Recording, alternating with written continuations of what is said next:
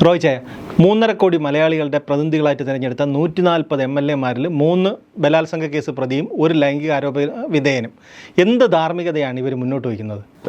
ബൈബിളിലൊരു വാചകമുണ്ട്, ഈ സ്വന്തം കണ്ണിലെ കോല് കിടക്കുമ്പോഴാണ് അന്യൻ്റെ കണ്ണിലെ കരടെടുക്കാനായിട്ട് ഓടിപ്പോകുന്നത്. ഇതാണ് ഈ ഇപ്പോൾ CPM ചെയ്യുന്ന ഏറ്റവും വലിയ ഒരു സംഭവം എന്ന് പറയുന്നത്. രാഹുൽ മാങ്കൂട്ടത്തിനെതിരായിട്ട് വലിയ വിപ്ലവ സമരം നാടൊട്ടാകെ അഴിച്ചു വിട്ടിരിക്കുകയാണ്. ഇതേ സമയം തന്നെയാണ് മുകേഷ് എന്ന് പറയുന്ന CPM-ൻ്റെ ചിഹ്നത്തിൽ മത്സരിച്ച് ജയിച്ച പ്രതിനിധി റേപ്പ് കേസിൽ പ്രതിയാണെന്ന് ഈ സർക്കാരിൻ്റെ തന്നെ പോലീസ് കണ്ടെത്തി കുറ്റപത്രവും സമർപ്പിച്ചിരിക്കുകയാണ്. അദ്ദേഹം സുഖസുഭിക്ഷമായി അസംബ്ലിയിൽ ഇരിക്കുമ്പോഴാണ് പോലീസിൻ്റെ മുമ്പിൽ പരാതിയോ ഇരകളുടെ പരാതിയോ ഏതെങ്കിലും ഒരു നീതിന്യായ സംവിധാനത്തിൽ പരാതി എങ്ങും ഉള്ളതായിട്ട് ഇല്ല. ഇര ആരാണെന്ന് പോലും അറിയില്ല. അവിടെ ഇവിടെയും വന്ന ഒരു 1-2 ശബ്ദശകലങ്ങളുടെ പേരിലാണ് ഈ കോലാഹലം മുഴുവൻ നടക്കുന്നത്. അപ്പോൾ ഒരു വശത്ത് CPM പറയുന്ന ധാർമ്മികതയ്ക്ക് എന്ത് അടിസ്ഥാനം എന്നുള്ളത് ന്യായമായ ചോദ്യം സാധാരണക്കാർ, കോൺഗ്രസ്സുകാർ ചോദിക്കുന്നതൊക്കെ അവിടെ നിൽക്കട്ടെ, സാധാരണക്കാരായ ആൾക്കാർ ചോദിക്കുന്നുണ്ട്. അതായത് കഴിഞ്ഞ സർക്കാരിൻ്റെ കാലത്താണ് കുപ്രസിദ്ധമായ സ്വർണ്ണക്കടത്ത് കേസ് ഉണ്ടായത്. ആ സ്വർണ്ണക്കടത്ത് കേസിൽ പൊതുസ്ഥാനത്തിരിക്കുന്ന സ്വപ്ന എന്ന് പറയുന്ന വ്യക്തി, മന്ത്രിസഭയിലെ TM തോമസ് ഐസക്ക്, കടകംപള്ളി സുരേന്ദ്രൻ, സ്പീക്കറായിരുന്ന ശ്രീരാമകൃഷ്ണൻ, ഇവർക്കെതിരെ വളരെ ഗുരുതരമായ ആരോപണങ്ങൾ ഉന്നയിച്ചു. ഇവരെ ഒന്നും വീട്ടിൽ കയറ്റാൻ കൊള്ളത്തില്ലെന്ന് വരെ പറഞ്ഞു. അതിലൊരാൾ ഇപ്പോഴും നിയമസഭയിലുണ്ട്, ഒരാൾ വിജ്ഞാന കേരളത്തിൻ്റെ ചെയർമാനായിട്ടിരിക്കുന്നു, വേറൊരാൾ നോർക്കയുടെ ചെയർമാനായിട്ടിരിക്കുന്നു. അപ്പോൾ ഇവരെല്ലാം ഈ യഥാസ്ഥാനങ്ങളിൽ ഇവരെയൊക്കെ CPM സംരക്ഷിച്ച് നിർത്തിയിട്ടാണ് ഇപ്പുറത്ത് വന്നിട്ട് ഈ ന്യായം പറയുന്നത്. വേറെ അതുപോലെ തന്നെ ക്യാബിനറ്റിൽ പിണറായി വിജയനോടൊപ്പം ഇരിക്കുന്ന ക്യാബിനറ്റിലിരിക്കുന്ന AK ശശീന്ദ്രനും ഗണേഷ് കുമാറും ഇതേപോലെ തന്നെ ആരോപണങ്ങൾക്കും പ്രതിസ്ഥാനത്തുമൊക്കെ വന്നവരാണ് ഇല്ലേ. അപ്പോൾ ഇതെല്ലാം ഒരു വശത്ത് നിൽക്കുകയാണ്. പിന്നെ ഗാർഹിക പീഡന കേസിൽ പ്രതിയായ ആൾക്കാരും ഉണ്ട്, LDF-ൻ്റെ ഭാഗത്തുണ്ട്. അപ്പോൾ ഇതെങ്ങനെ എല്ലാം മൊത്തത്തിൽ ഏറ്റവും വളരെ കുപ്രസിദ്ധമായ പാരമ്പര്യവും കുപ്രസിദ്ധമായ ബാക്ക്ഗ്രൗണ്ടും ഉള്ളവർ നിൽക്കുമ്പോഴാണ് ഇപ്പുറത്ത് വന്നിട്ട് രാജിവെക്കണം, ഇതിൻ്റെ പേരിൽ വലിയ പ്രക്ഷോഭണം നടന്നു, സ്ത്രീ സുരക്ഷയെക്കുറിച്ച് സംസാരിക്കുന്നു. സ്ത്രീ സുരക്ഷയെക്കുറിച്ച് ഇവിടെ സ്ത്രീ സുരക്ഷയെക്കുറിച്ച് യാതൊരു ബോധറേഷൻസും ഇല്ലായിരിക്കുക. അതായത് ജസ്റ്റിസ് ഹേമയുടെ സമിതി അന്വേഷിച്ച അതിനകത്ത് കുറ്റക്കാരെന്ന് കണ്ട നിരവധി ആൾക്കാരുണ്ടായിരുന്നു. ആ റിപ്പോർട്ട് പുറത്തുവിടാതെ 7 വർഷം പാത്തു വെച്ചിട്ടാണ് ഈ വർത്തമാനങ്ങൾ സ്ത്രീ സുരക്ഷയെക്കുറിച്ച് പറയുന്നത്. കാരണം അന്ന് അവിടെ ഈ സിനിമാ സെറ്റുകളിലും സിനിമാ മേഖലയിൽ പ്രവർത്തിക്കുന്ന സ്ത്രീകൾ ഒട്ടും സുരക്ഷിതരല്ല എന്ന വ്യാപകമായ ആരോപണം ഉയർന്ന സമയത്താണ് ഈ കമ്മിറ്റിയെ വെക്കുകയും അത് അന്വേഷിക്കുകയും ചെയ്തു. ഒന്നും നടന്നില്ല. ആ റിപ്പോർട്ട് പൂർത്തി വെച്ചിരിക്കുകയായിരുന്നു. എന്നിട്ട് അവസാനം ആ റിപ്പോർട്ട് പുറത്തു വന്നപ്പോഴാണ് ഈ മുകേഷ് ഉൾപ്പെടെ ഉള്ളവർക്കെതിരെയൊക്കെയുള്ള കേസും ബഹളങ്ങളൊക്കെ പുറത്തു വരാൻ തുടങ്ങിയത്. എന്നിട്ട് പോലും ഒരു കാര്യവും നടന്നില്ല. അത് രാജിവെപ്പ് പല CPI-യുടെ വനിതാ സംഘടനയിൽപ്പെട്ടവരും ചില CPM വനിതാ നേതാക്കളും ഒക്കെ തന്നെ മുകേഷിനെ രാജിവെക്കണമെന്ന് ആവശ്യപ്പെട്ടിട്ട് അവരെ എല്ലാം സംരക്ഷിച്ച് നിർത്തുകയായിരുന്നു. അപ്പോൾ ഇതാണ് സ്ത്രീ സുരക്ഷയെക്കുറിച്ചും സ്ത്രീകളുടെ സംരക്ഷണത്തെക്കുറിച്ചുള്ള CPM-ൻ്റെ കാഴ്ചപ്പാട്. എന്നിട്ടാണ് ഇപ്പുറത്തുള്ളവരെ കുറ്റം പറയാനായിട്ട് ഇറങ്ങിയിരിക്കുന്നത്. അപ്പോൾ ഈ ഇരട്ടത്താപ്പ് CPM എല്ലാ മേഖലയിലും കാണിക്കുന്നതാണ്. ഒരു തരത്തിലും അത്തരം കാര്യങ്ങളുള്ള സമീപനം തന്നെ അതാണ്. എങ്ങനെയാണ് അവർ പ്രതിപക്ഷത്തിരിക്കുമ്പോൾ അല്ലെങ്കിൽ എതിരാളികൾക്കെതിരെ വരുമ്പോൾ കാര്യങ്ങൾ മാത്രമാണ് ഈ ന്യായങ്ങളും തത്വങ്ങളും നിയമങ്ങളും ഒക്കെ പറയുന്നത്. ഇല്ലെങ്കിൽ ഇപ്പുറത്ത് വരുമ്പോഴത്തേക്ക് അതിനെല്ലാം വെളുപ്പിക്കുക. BJP-യെക്കുറിച്ച് നമ്മൾ പറയുന്നുണ്ടല്ലോ, വാഷിംഗ് മെഷീൻ എന്ന് പറയുന്നത്. ഏത് അഴിമതിക്കാരനും BJP വന്നു കഴിഞ്ഞാൽ അവനെ വെളുപ്പിച്ച് കൂടെ നിർത്തും. അതുതന്നെയാണ് ഏത് കുറ്റവാളിയോ ഏത് വൃത്തികെട്ടവനോ അപ്പുറത്ത് വന്നു കഴിഞ്ഞാൽ അവനെ എല്ലാം വെളുപ്പിച്ച് പെയിൻ്റ് അടിച്ച് കുട്ടപ്പന്മാരാക്കി നിർത്തും. അപ്പോൾ ഇതാണ് CPM-ൻ്റെ ഇത്തരം കാര്യങ്ങളുള്ള സമീപനം എന്ന് പറയുന്നത്. ഈ ഒരു രാഹുലിനെതിരായ ആരോപണം വന്നപ്പോൾ കോൺഗ്രസ് ആദ്യം ഒന്ന് പതറി എന്നുള്ളത് യാഥാർത്ഥ്യമാണ്. അതിനുശേഷം ഇനി രാഹുൽ MLA സ്ഥാനം രാജിവെക്കേണ്ട, ഒപ്പം നിന്നോട്ടെ എന്നുള്ളൊരു രീതിയിലേക്ക് കോൺഗ്രസ് മാറുന്നതിൻ്റെ ഭാഗമാണ്. കാരണം ഇപ്പം രാഹുൽ നിയമസഭാ സമ്മേളനത്തിൽ തന്നെ പങ്കെടുക്കാൻ സാധ്യതയുണ്ടെന്നാണ് പുറത്തു വരുന്ന വാർത്ത. അത് നിയമസഭാ സമ്മേളനത്തിൽ പങ്കെടുക്കുന്നതിന് സാങ്കേതികമായി തകരാറില്ല. അല്ലെങ്കിൽ അദ്ദേഹത്തിൻ്റെ പാർട്ടി അവിടെ ഇയാളെ പാർലമെൻ്ററി പാർട്ടിയിൽ നിന്ന് പുറത്താക്കിയെന്ന് എഴുതി കൊടുത്തിട്ടില്ല എന്നാണ് ഈ നിമിഷം വരെ. കാരണം സഭാ സമ്മേളനം നടക്കാൻ പോകുന്ന 15-ാം തീയതി ഉള്ളൂ.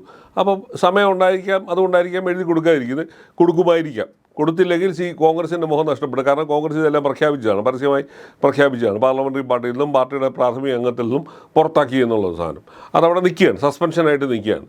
അപ്പോൾ സസ്പെൻഷനിലാണെങ്കിൽ സസ്പെൻഷനിലായിരിക്കുന്നവർക്ക് നിയമസഭാ സഭകളിൽ പങ്കെടുക്കുന്നതിന് ബുദ്ധിമുട്ടൊന്നുമില്ല. കോൺഗ്രസിൻ്റെ ഒപ്പം അല്ലെങ്കിൽ മറ്റ് കോൺഗ്രസിൻ്റെ MLA-മാർക്കുള്ള പ്രിവിലേജുകളൊന്നും അദ്ദേഹത്തിന് കിട്ടത്തില്ലായിരിക്കാം, അതേ ഉള്ളൂ. അതായത് പ്രസംഗിക്കാനും പാർട്ടിയുടെ വിപ്പ് ബാധകമാകാത്ത രീതിയിലൊക്കെ ആയിരിക്കാം. അതൊരു വെറും സാങ്കേതികത്വത്തിൻ്റെ കാര്യമാണ്. പക്ഷേ അതിനപ്പുറത്തായിട്ട് കോൺഗ്രസ് എടുത്തൊരു നിലപാടുണ്ട്. ആ നിലപാടിൻ്റെ സ്വീകാര്യതയാണ് ചർച്ചയാക്കപ്പെടുന്നത്. അതായത് ഈ CPM ഇങ്ങനെ ഒരു സമീപനം കുറ്റവാളികളോട് പിന്നെ ഈ മുകേഷിനെ പോലുള്ള കുറ്റപത്രം കൊടുത്ത് സഭയിലിരിക്കുന്ന ആൾക്കാരോടും അല്ലാത്തവരോടുള്ള രണ്ട് പാർട്ടികളെ സമീപനമാണ് ജനങ്ങൾ നോക്കുന്നത്. കുറഞ്ഞ പക്ഷേ കേരളത്തിൽ ആദ്യമായിട്ടാണ്, ഒരുപക്ഷെ ഇന്ത്യയിൽ തന്നെ ആദ്യമായിട്ടായിരിക്കാം ഒരു ആ ലൈംഗിക ആരോപണത്തിൽ അദ്ദേഹത്തിൻ്റെ പേരിൽ കേസുകൾ നിലവിലൊന്നുമില്ല.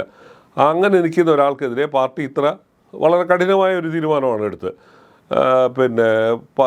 അത് ഒരു വർഷം പോലും തികയുന്നതിന് മുമ്പ്, നിയമസഭാ അംഗമായിട്ട് ഒരു വർഷം പോലും തികയുന്നതിന് മുമ്പ് പാർട്ടിയുടെ ഏറ്റവും ഫ്രണ്ടിൽ നിന്ന് പോരാളുന്ന ഒരു പോരാളി എന്നുള്ള പേരൊക്കെ ഉള്ള ഒരാൾ, അങ്ങനെ ഒരാളെ തന്നെ പാർട്ടി ഒഴിവാക്കാൻ തീരുമാനിച്ചു എന്നുള്ളത് ഒരു പക്ഷേ ഒരു വലിയ തീരുമാനമായിരുന്നു. അങ്ങനെ എടുത്ത് നിൽക്കുമ്പോഴാണ് CPM ഇതുപോലുള്ള ന്യായങ്ങൾ പറയുകയും ഈ രാഹുലിനെതിരെ തടയാനും അതിൻ്റെ പേരിൽ ഷാഫിയെ തടയാനും ഒക്കെ ശ്രമിക്കുന്നത്. അപ്പോൾ ഇതെല്ലാം ജനം കാണുന്നുണ്ട്. ഇതേപോലുള്ള വർത്തമാനങ്ങൾ പറഞ്ഞുകൊണ്ട് ഇനി ഇതിനു വേണ്ടിയുള്ള പ്രചരണങ്ങൾ ആരംഭിക്കുക എന്ന് പറയുന്നത്. പക്ഷേ മറുവശത്ത് ജനങ്ങൾ ഈ ചോദ്യം ചോദിക്കും, നിങ്ങൾ എങ്ങനെയാണ് ഇത്തരക്കാരോട് വീട്ടിൽ കയറ്റാൻ കൊള്ളാത്ത ഒരാളെന്നാണ് കടകംപള്ളി സുരേന്ദ്രനെ കുറിച്ച് പറഞ്ഞത്. അദ്ദേഹം MLA ആയിട്ട് തുടരുകയാണ്, ഇല്ലേ? അദ്ദേഹത്തെ കൊണ്ടാണ് നിങ്ങൾ പുറത്തേക്ക് പോകുന്നത്. ഒരു സ്ത്രീയാണ് ഉന്നയിച്ചത്, ആരും ആയിക്കോട്ടെ. അപ്പോൾ ഇതൊക്കെ നിൽക്കുകയാണ്. അപ്പോൾ അതാണ് തെരഞ്ഞെടുപ്പ് വരുമ്പോഴത്തേക്കാണ് ഇതിനെക്കുറിച്ചെല്ലാം ആലോചിച്ച് പുതിയ പുതിയ തത്വങ്ങളും പുതിയ പുതിയ ന്യായങ്ങളും ഒക്കെ അവതരിപ്പിക്കാനായിട്ടുള്ള ശ്രമിക്കുന്നത്. അപ്പോൾ ജനങ്ങൾ തീരുമാനിക്കും ആരുടെ ഭാഗത്താണ് ശരി, ആര് പറയുന്നതിനകത്താണ് ന്യായം. ഇപ്പോൾ തന്നെ രാഹുലിന് ചെറിയ തോതിൽ ആൾക്കാർ ചോദിച്ചു തുടങ്ങിയിട്ടുണ്ട്, നിങ്ങൾ എന്ത് അടിസ്ഥാനത്തിലാണ് പോലീസിൻ്റെ പക്കൽ കേസൊന്നും ഇല്ലാത്തൊരു സാഹചര്യത്തിൽ നിങ്ങൾ അയാൾക്കെതിരെ എന്താണ് ആരോപണം ഉന്നയിക്കുന്നു എന്ന് CPMനോട് തന്നെ ചോദിക്കുന്നുണ്ട്. നിങ്ങളുടെ MLA മാർക്കെതിരെ നിങ്ങൾ എടുത്ത നടപടികൾ എന്തൊക്കെയാണ്, വിശദീകരിക്കാൻ കഴിയുന്നുണ്ടോ? ഒരു വിശദീകരണവും ഇല്ല. കാരണം മുകേഷിനെ ഒരു ഘട്ടത്തിൽ പോലും പാർട്ടി തള്ളിപ്പറയുകയോ മുകേഷിനെ മാറ്റി നിർത്തണമെന്നോ അങ്ങനെയൊന്നും ഒരു തീരുമാനം പോലും CPM സ്വീകരിച്ചിട്ടില്ല. ഇപ്പോൾ പറയുന്ന ന്യായമാണ് ഏറ്റവും വിചിത്രം. 10-15 കൊല്ലം മുമ്പ് നടന്ന കേസാണ്. അതുകൊണ്ട് നിയമത്തിനകത്ത് എത്ര കൊല്ലം മുമ്പ് നടന്നതിന് അതും പരാതി ഉന്നയിക്കാൻ ഇരയായവർക്ക് അവകാശമുണ്ടെന്നാണ് നിയമം പറയുന്നത്. അതിന് കാലാവധിയില്ല. അപ്പോൾ അങ്ങനെ പല കേസുകളും ഇവിടെ തന്നെ കൊണ്ടുനടന്നിട്ടുണ്ടല്ലോ. അപ്പോൾ അപ്പോഴാണ് ഈ ന്യായങ്ങൾ പറയുന്നത്. ഈ രാഹുലിൻ്റെ വിഷയം ഉയർന്നപ്പോഴേ CPM കടുത്ത ആരോപണങ്ങൾ ഉന്നയിച്ചു, BJP കടുത്ത ആരോപണങ്ങൾ ഉന്നയിച്ചു. അന്നേരം പ്രതിപക്ഷ നേതാവ് പറഞ്ഞത് വരട്ടെ, നിങ്ങൾക്കെതിരെ ആരോപണം ഉണ്ടെന്ന് പറഞ്ഞു. അതിന് മറുപടിയായിട്ട് വന്നത് C. കൃഷ്ണകുമാറിനെതിരായ ഒരു ലൈംഗിക ആരോപണമായിരുന്നു. കേരള രാഷ്ട്രീയം ആ തരത്തിലേക്ക് മാറുന്ന ഒരു സൂചനയാണ്. അല്ല, ഇത് ഓരോരുത്തരും ഉപയോഗിക്കുമ്പോഴാണല്ലോ എതിർ പാർട്ടികൾ ഇത് ഉന്നയിക്കുന്നത്.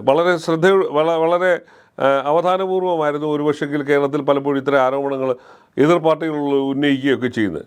അപ്പോൾ ഉദാഹരണത്തിന് ഈ കഴിഞ്ഞ സർക്കാരിൻ്റെ കാലത്താണ് ശശീന്ദ്രനെതിരായിട്ട് വന്ന ആരോപണം വന്നത്. അത് അന്നൊന്നും കോൺഗ്രസ് വലിയ തോതിലൊന്നും അത് കത്തിക്കുകയോ ഒന്നും ചെയ്തില്ല. ഈ സ്വപ്ന സുരേഷിൻ്റെ ആരോപണങ്ങൾ വന്നപ്പോഴും അത് ലൈംഗിക ആരോപണത്തെ കോൺഗ്രസ് കാര്യമായി ഏറ്റുപിടിച്ചിട്ടില്ലായിരുന്നു. സാധാരണഗതിയിൽ അവർ അത്ര ആരോപണങ്ങളോട് ഒരു മുഖം തിരിച്ച് നിൽക്കുന്ന ഒരു സമീപനം, അത് ഒരു വ്യക്തിയെ കേന്ദ്രീകരിച്ച് ആക്രമണം നടത്തുന്നതിന് മുതിരാറില്ല. പ്രത്യേകിച്ച് ആ സോളാർ കേസ് വന്ന് കോൺഗ്രസ് നേതാക്കളൊക്കെ നിൽക്കുന്ന ഒരു കാലഘട്ടമായതുകൊണ്ടും അതിൻ്റെ ഒരു ദുരന്തം എന്താണെന്ന് അവരറിഞ്ഞതുകൊണ്ടുമാകാം അവരത്തരം കേസുകളൊന്നും പലപ്പോഴും ഏറ്റുപിടിക്കാറില്ല. പക്ഷേ ഇപ്പോൾ അതല്ല. ഇപ്പോൾ വളരെ കോമ്പാറ്റീവ് മൂഡിലാണ് കോൺഗ്രസ് നിൽക്കുന്നത്. ഇങ്ങോട്ടൊന്ന് പറഞ്ഞാൽ തിരിച്ച് 4 പറയും എന്നുള്ള മട്ടിലാണ് നിൽക്കുന്നതും. അത് തന്നെ ഈ നിയമസഭാ സമ്മേളനത്തിന് മുമ്പായിട്ട് ഇന്ന് തന്നെ സതീശൻ എവിടെയോ പറഞ്ഞു എന്ന് പറയുന്നത് പ്രതിപക്ഷ നേതാവ്, ഞങ്ങൾ വലിയ താമസമില്ലാതെ ഒരു ബോംബ് പൊട്ടിക്കും എന്നുള്ള മട്ടിൽ തന്നെയാണ്, ഞങ്ങൾ വിട്ടിട്ടില്ല, ആരോപണം ഉന്നയിക്കും എന്നുള്ളത് മട്ടിൽ തന്നെ. അതും ലൈംഗിക ആരോപണം തന്നെയാണെന്ന് കേൾക്കുമ്പോൾ തന്നെ അറിയാം. അപ്പോൾ ആ ലെവലിലേക്കാണ് പോകുന്നത്. അപ്പോൾ എല്ലാവരും ഈ ഇത്തരം ആരോപണങ്ങൾ അലമാരയിൽ പൊതിഞ്ഞു വച്ചിരിക്കുന്ന ഇതുപോലുള്ള ആരോപണങ്ങൾ പുറത്തു വരുമോ എന്ന് പലരും ഭയപ്പെടുന്നുണ്ട്. അത് വന്നേക്കാനുള്ള സാധ്യതകളാണ് കൂടുതൽ. കാരണം ഇത്തരത്തിലൊരു ക്യാമ്പയിനിലേക്ക് പോകുമ്പോൾ എതിരാളികളെ ഒതുക്കാൻ വേണ്ടി എല്ലാവരും എല്ലാ ആയുധങ്ങളും പുറത്തെടുക്കും എന്ന് പറയുന്ന ഒരു സ്ഥിതിയാണ്. തെരഞ്ഞെടുപ്പിന് ഇനി അധിക നാളില്ല. പഞ്ചായത്ത് തിരഞ്ഞെടുപ്പ് വന്ന് വാതിൽക്കൽ നിൽക്കുന്നു. നവംബറിലേക്ക് പഞ്ചായത്ത് തിരഞ്ഞെടുപ്പ് ഉണ്ടാവും. ആ ഒരു ഘട്ടത്തിൽ ഇതെല്ലാം പ്രയോഗിക്കുമെന്നുള്ള കാര്യത്തിൽ ഒരു തർക്കവും വേണ്ട. അപ്പോൾ രാഹുലിൻ്റെക്കാട്ടിലും ചിലപ്പോൾ ഒരുപക്ഷെ മാരകമായതും ആയ ആരോപണങ്ങളായിരിക്കാം അപ്പുറത്തും ഇപ്പുറത്തും ഒക്കെ വരാനായിട്ട് ഇരിക്കുന്നത്. അപ്പോൾ ഈ രാഹുലിൻ്റെ കേസ് ഇനി എവിടെ വരെ കൊണ്ടുപോകും എന്നുള്ളതായിരിക്കാം സർക്കാരിൻ്റെ മുമ്പിലുള്ളൊരു പ്രശ്നം. കാരണം ഇതുവരെ പോലും പരാതിക്കാർ വന്നിട്ടില്ല. ആരാണ് പരാതിക്കാരൻ, ഈ ശബ്ദം പറഞ്ഞെന്ന് പോലും അറിയാൻ പറ്റാത്ത സ്ഥിതിയിൽ നിൽക്കുന്നു. അപ്പോൾ അത്തരം കേസുകൾ എങ്ങനെ മുന്നോട്ട് കൊണ്ടുപോകും എന്നുള്ളത് സർക്കാരിനെയും പോലീസിനെയും ഒക്കെ അലട്ടുന്ന ഒരു ഘടകങ്ങളാണ്. അപ്പോൾ അതിനാണ് മറുമരുന്നായിട്ട് വേറെ ഏതെങ്കിലും കേസിൽ കൊടുക്കാമോ എന്ന് നോക്കുന്നത്. അതുകൊണ്ടാണെന്ന് തോന്നുന്നു പഴയ യൂത്ത് കോൺഗ്രസിൻ്റെ തിരഞ്ഞെടുപ്പുമായി ബന്ധപ്പെട്ട വ്യാജരേഖ അന്വേഷണത്തിലേക്കൊക്കെ നീങ്ങുന്നത്. അപ്പോൾ എന്തായാലും ഇനി കോൺഗ്രസ് ഒരു വിട്ടുവീഴ്ചയുടെ ഒരു മനോഭാവത്തിലല്ല കോൺഗ്രസ് നീങ്ങുന്നത്. കോൺഗ്രസ് ഭയപ്പെടുന്നുമില്ല എന്നാണ് ഈ ദിവസങ്ങളിലെ നീക്കങ്ങൾ സൂചിപ്പിക്കുന്നത്. അതുകൊണ്ട് തന്നെയാണ് BJPക്കെതിരെ അവർ വളരെ രൂക്ഷമായ തരത്തിൽ പ്രതികരിച്ചുകൊണ്ടിരിക്കുന്നത്.